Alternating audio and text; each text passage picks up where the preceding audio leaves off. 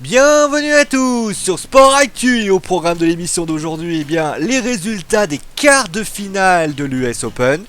On ira voir ensuite la nouvelle réforme de la Ligue des Champions et on terminera avec la 17e étape de la Vuelta. Mais débutons donc avec l'US Open. Que s'est-il passé durant ces quarts de finale?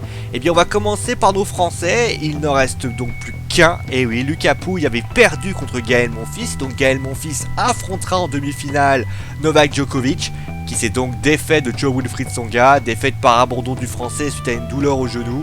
Le Français d'ailleurs était déjà mal puisqu'il avait déjà 2-7 contre lui. Demain, 2 matchs chez les garçons, un très alléchant Nishikori Murray et la sensation Del Potro qui affrontera Stan Wawrinka. Chez les filles, elles se sont amusées, victoire de Wozniacki Massachusetts et de d'Angelique Kerber. Demain, donc la sensation Koru fera face à Pliskova et Serena Williams fera face à Simona Halep.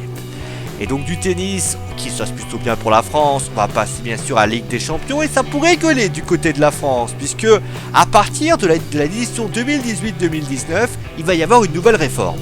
Et cette nouvelle réforme dit que l'UEFA assurera aux 4 premiers de l'indice UEFA, c'est-à-dire l'Italie, l'Angleterre, l'Allemagne et les Espagnols, une qualification directe en Ligue des Champions. Je traduis, ça veut dire que concrètement, quand vous allez voir donc le nouvelle réforme, vous allez avoir donc les 4 meilleurs, les 4 qualifiés de Ligue des Champions, les 4 qualifiés d'Angleterre, les 4 qualifiés italiens, les 4 qualifiés allemands, et ils seront directs en Ligue des Champions, et donc les autres seront déjà donc barragistes et devront donc défendre leur chance, et ça signifie que si le Paris Saint-Germain arrivait premier de son classement, il devrait donc passer en match de barrage pour être donc qualifié en Champions League. Et donc, vous voulez citer la France, mais on peut citer aussi le Portugal, mais c'est la France qui nous intéresse, parce que forcément ça a grondé du côté de notre pays.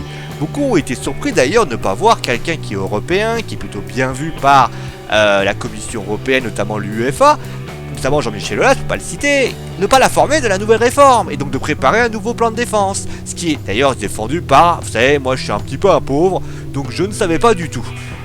Mais il se murmure que la nouvelle réforme aurait quand même plu au président lyonnais et donc il aurait sans doute passé d'un côté pour sortir de l'autre. Vous voyez ce que je veux dire. En tout cas, si ça va du côté lyonnais, ça va pas du côté stéphanois, puisque le président Caliazo s'est pas gêné pour exprimer son mécontentement. Pour lui, il faudrait déjà gagner 2 Ligues des Champions pour espérer quelque chose, et c'est pareil du côté de l'AS Monaco. En tout cas, beaucoup de dirigeants estiment que l'absence de Michel Platini a laissé ouvert la pouvoir aux 4 grandes nations du football. Pour ceux qui ne le sauraient pas, Michel Platini avait été donc accusé de ce qui s'est passé pour la FIFA. Il a été suspendu, il n'est donc plus président de l'UEFA.